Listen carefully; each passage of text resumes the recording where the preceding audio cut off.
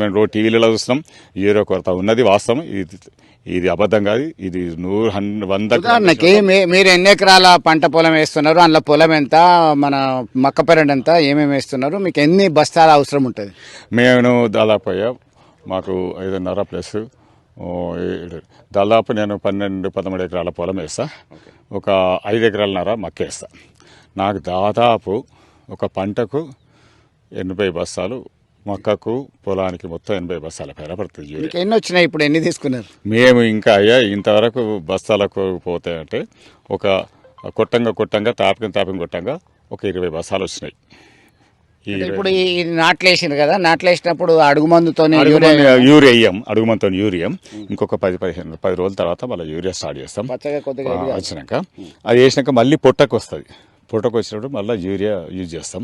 ఎందుకంటే జర మంచి గోల్కా రావాలి, మంచిగా రావాలని చెప్పి యూరియా. అంటే గత ఖరీఫ్ సీజన్లో కష్టమైందా?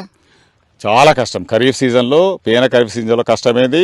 అంతకుముందు ఖరీఫ్లో చాలా కష్టమైంది.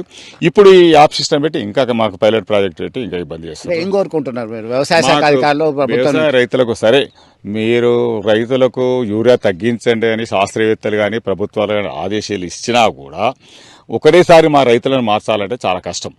మారడం అంటే అంచెలంచెలుగా మేము మారుతాం. మాకు ఒక అలవాటు అయిపోయింది గుడ్డిగా. మేము యూరియా వేస్తే మంచిగా ఎదుగుతుంది, పచ్చగా వస్తుంది.